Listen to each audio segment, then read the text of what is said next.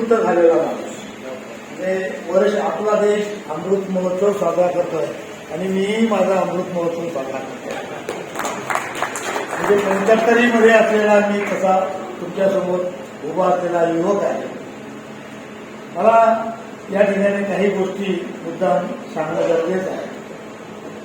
वारंवार या ठिकाणी पंडित नरावलेंचा उल्लेख झाला. पंडित नरावलेंनी हे केलं, पंडित नरावलेंनी ते केलं. पंडितराव का करू शकलो असं का करू शकतो त्याचं कारण नाना आणि दादा ही दोन माणसं पंडितरावांच्या मागे होती. प्राचार्य आत्ताच्या परिस्थितीमध्ये मी 18 वर्ष प्राचार्य होतो. प्राचार्य आता काही करू शकत नाही. प्राचार्याच्या पाठीशी जर समर्थपणे संस्था उभी राहिली तर प्राचार्य आपली वाटचाल करू शकतो. आणि म्हणून पंडितरावांचं जे कार्य आहे त्याने खूप मेहनत केली. हे तुम्हाला सांगायला मला आनंद वाटेल. दिवसातून किमान 3दा पुस्तक आहे, हे काय म्हणजे अशा पद्धतीने खूप कार्यकुशल असं काम करणारा हा प्राचार्य. त्याचं कारण असं की ही संस्था ज्या पद्धतीने या ठिकाणच्या प्राध्यापकांना प्राचार्यांना काम करू देते त्यामुळे संस्थेच्या दृष्टिकोनातून इथे डेमोक्रॅटिक एन्व्हायरमेंट अॅटमॉस्फिअर विकसित झाल्यासारखं दिसतं. दादा मला 2 दिवस कालपासून दादांशी मी अनौपचारिकपणे संवाद करत होतो. मला माणसं वाचतायत आणि मग हा माणूस मला ज्या वेळेला भेटला तर त्या माणसाने पहिल्यांदाच माझ्याशी चर्चा कशावर करावी तर पर्यावरणाच्या प्रश्नाचं काय आपल्या भविष्यात म्हणजे अशी जी चिंतनशीलता असलेला माणूस आज आपल्या या कार्यक्रमाचा अध्यक्ष म्हणून आहे. मी त्याला धन्यवाद देईन. पंडितरावांनी खूप काम केलं पण संस्थेने ज्या पद्धतीने या ठिकाणी न्याय देण्याचा प्रयत्न केला, जे मार्गदर्शन केलं, जे सहकार्य त्याबद्दल निश्चित दिवसेंदिवस अवकाळ येत चालली.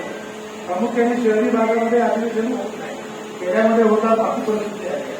आणि या पार्श्वभूमीवर आपण या पद्धतीने काम केलं त्याबद्दल तुम्हाला आणि संस्थेला धन्यवाद.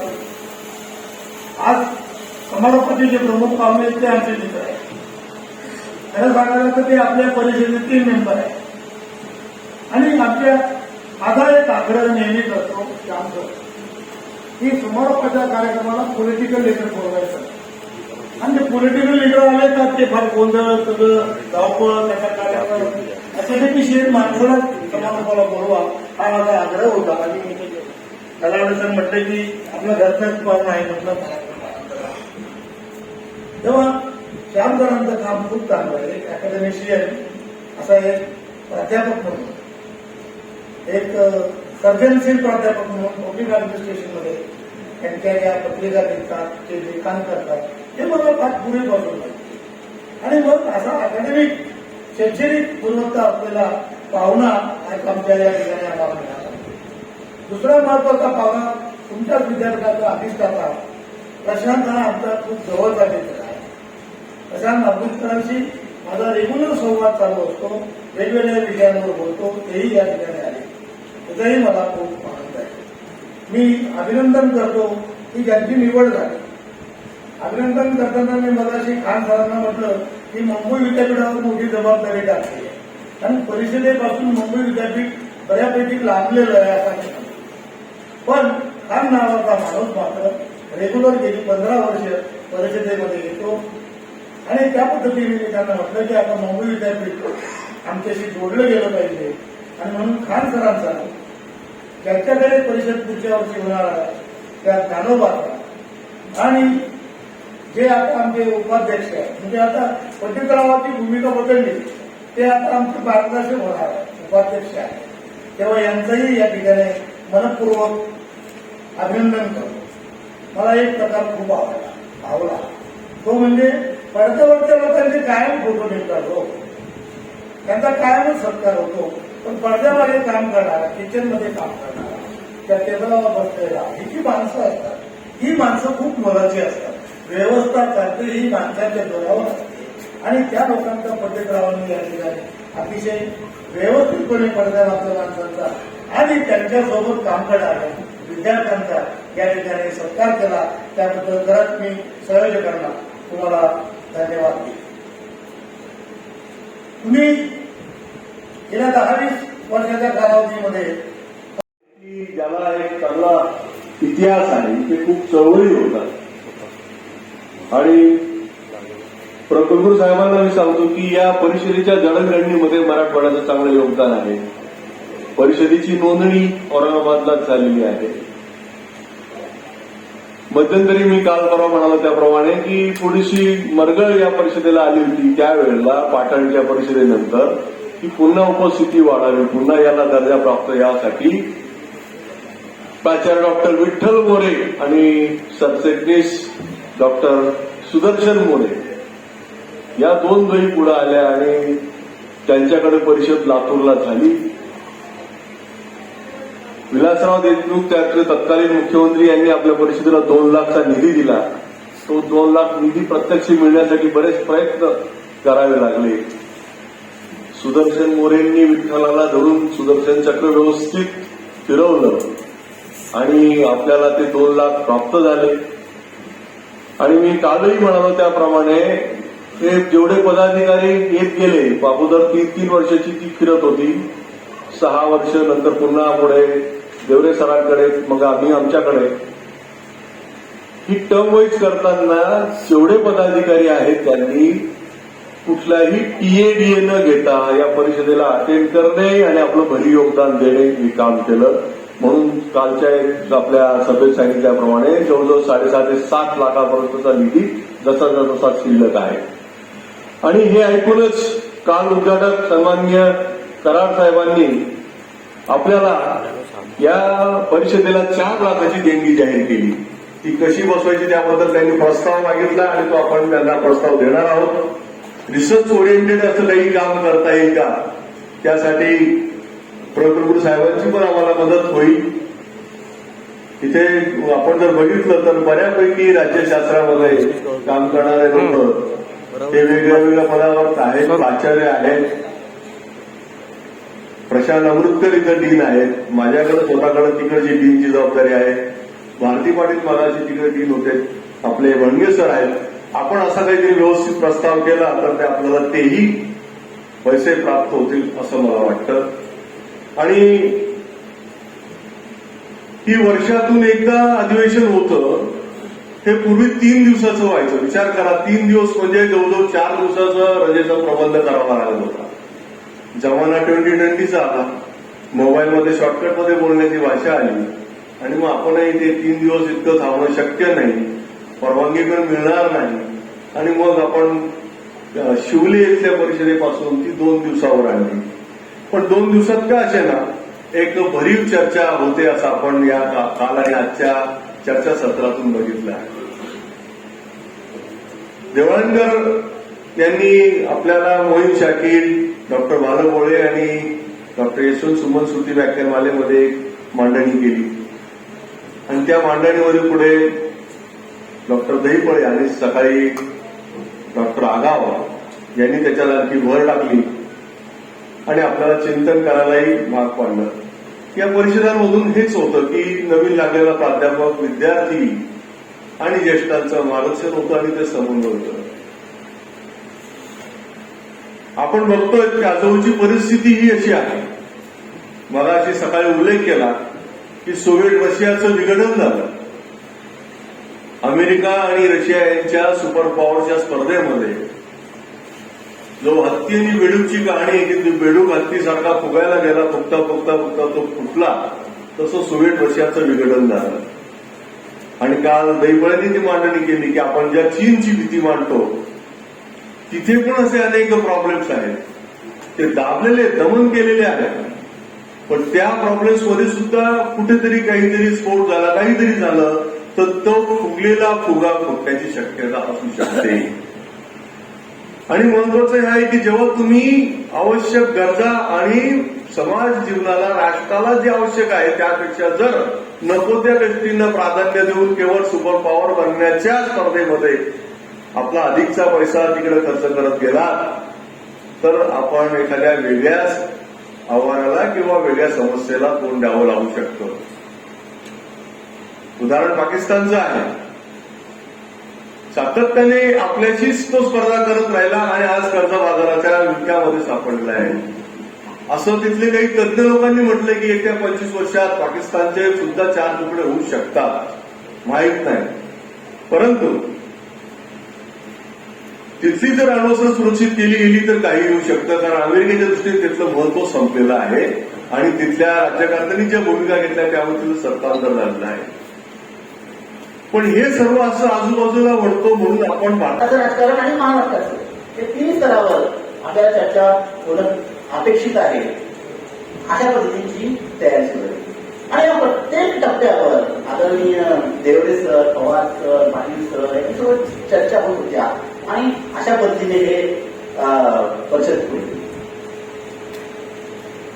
जेव्हा आम्ही मागे बघून पाहतो की मागच्या 20-22 वर्षात आपण काय केलेलं आहे आणि काय राहिलेलं आहे, तेव्हा काय केलं हे पाहत असताना आपल्याला वाटतं की ठीक आहे आपला हे अकॅडमिक रिझ्यूम एवढा झालेला आहे, पण काय राहिलेलं आहे पाहत असताना हे जे वरिष्ठ आहेत त्यांनी जे जीवनामध्ये अनुभव घेतलेले आहेत, अकॅडमिक असतील किंवा नॉन अकॅडमिक स्वरूपाचे अनुभव जे घेतलेले आहेत, या अनुभवातून आपल्याला काही शिकता येईल का आणि ही जी गुरुशिष्य परंपरा आहे ती पुढे चालवता येईल का. काल बघितलं की अनेक विद्यार्थ्यांनी जे रिसर्च पेपर वाचलेत आणि या रिसर्च पेपरला प्रमोट करण्याकरता विद्यार्थी सुटी प्राध्यापकांना विनी पाटील यांच्या नावाने पुरस्कार घोषित झाला. सांगायला आनंद वाटतो की 2019ला पहिला पुरस्कार मला मिळालेला होता कोल्हापूरच्या अधिवेशनामध्ये. या पद्धतीने तुमचं रिसर्च जे असेल त्या रिसर्चला प्रमोट केलं पाहिजे, त्याला एक्सपोजर मिळालं पाहिजे, त्याला व्यासपीठ मिळालं पाहिजे. हे व्यासपीठ उपलब्ध करून देण्याचं काम ही परिषद करते आणि म्हणून या परिषदेचे जे दृश्य आणि अदृश्य जे समर्थक आहेत, जे ऍक्टिव्ह आणि अनऍक्टिव्ह मेंबर आहेत, सगळ्यांचं मी या माध्यमातून अभिनंदन करतो आणि या परिषदेच्या पुढच्याही वाटचालीकरता शुभेच्छा देतो आणि थांबतो. धन्यवाद. काय ठरवलं आज 10-20 वर्ष या विषयाचा पगार घेतो तर त्यातच ठरवायचं होतं ना, आम्ही देणं लागतो आमच्या विषयासाठी आणि ते जर आम्ही भेटेल ते का पाट्या टाकून देणं असं नव्हे.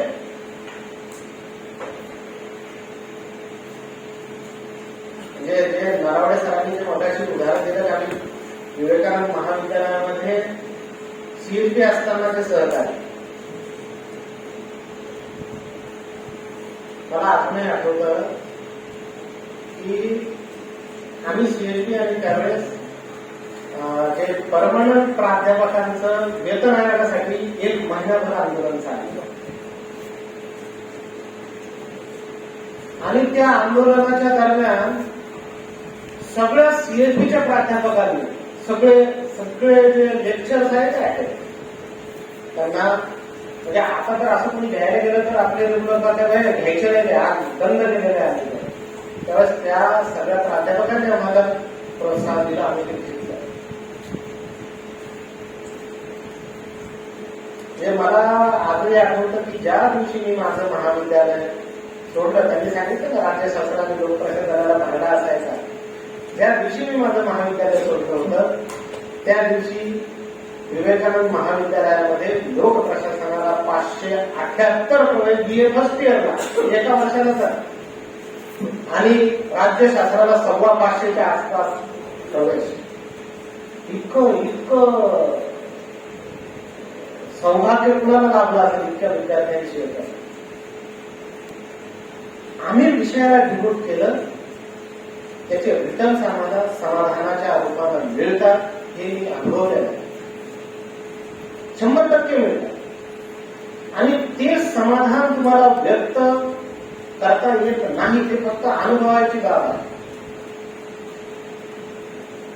जेव्हा एखादा विद्यार्थी आपल्याशी एखाद्या बाबीवर चर्चा करतो आणि विद्यार्थ्याच्या चर्चेतून आपल्या ज्ञानात भर पडते, तेव्हा आपण तो घडवत असलेला विद्यार्थी तेव्हा आपण यशस्वी झालेला असतो तो विषय शिकवताना. कारण त्याच्यातली जिज्ञासा जागृत करणं, ती इतकी करणं की तो तुम्हाला ज्ञानाच्या बाबतीमध्ये तुम्हाला तुमचा स्पर्धक वाटला पाहिजे असं होत आहे.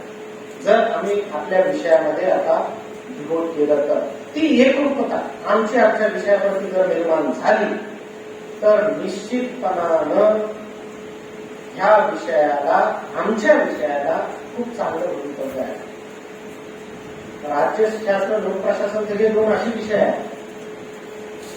मी आता एकत्रच नाव घेतो त्यांचं, कारण त्यांचं जे आहे ना ते सिस्टर सब्जेक्ट, त्यांचं जे एक जिन्सीपणा आहे. मला आठवतं एका याच्यात बोलताना मोहोळचं अधिवेशन असेल कदाचित, तिथे एका विषयावर मला रिसोर्स पर्सन म्हणून जेव्हा हे केलं त्यावेळेस मी एक्सक्लुजन आणि इन्क्लुजन, तर अभ्यास जो आहे हा इन्क्लुजनच्या दिशेने चाललेला आहे असं मी त्यावेळेस बोललो होतो. त्याचा अनुभव होतो की आता आलो राज्यशास्त्राचा अभ्यास शक्य नाही, पण दुसरे अभ्यास करा. इव्हन तो तुम्हाला सायन्सच्या सब्जेक्टचा सुद्धा अभ्यास करावा लागेल जर तुम्हाला राज्यशास्त्राचा सखोल साकल्याने अभ्यास करायचा असेल तर. तो केवळ आणि केवळ राज्यशास्त्राचा करून होणार नाही. आपल्या विषयाचं स्वतंत्र अस्तित्व मेंटेन करून तुम्हाला दुसऱ्या विषयातील अध्ययनाची सिद्धांताची उपयोगिता जिथं या विषयामध्ये आहे हे घ्यावं लागेल, त्याचा अभ्यास करावा लागेल. आणि तसं केलं तर तो आमचा विषय पुढेच आहे, त्याचं संशोधन पुढेच आहे. जो विषय मी फार वेळ घेणार नाहीये, पण जो विषय आपण ठेवलेला आहे की स्वातंत्र्याच्या 75 वर्ष आणि लोकशाही,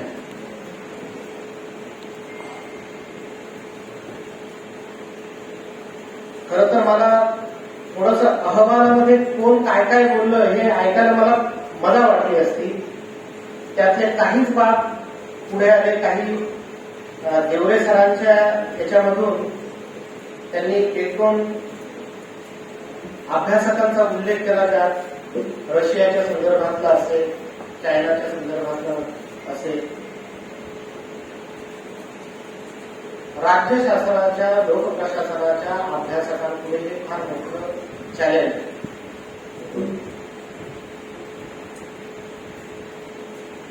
आणि हा अभ्यास हा भावनेच्या आहारी जाऊन अभ्यास करू शकत नाही, करू नये. काय रशिया युक्रेन तर पहिल्यांदा हे येतं आमच्या मनापुढे, काय एवढा मोठा देश याच्यावर तो लागतोय, त्याच्या लोकशाहीचा बळी घेतोय.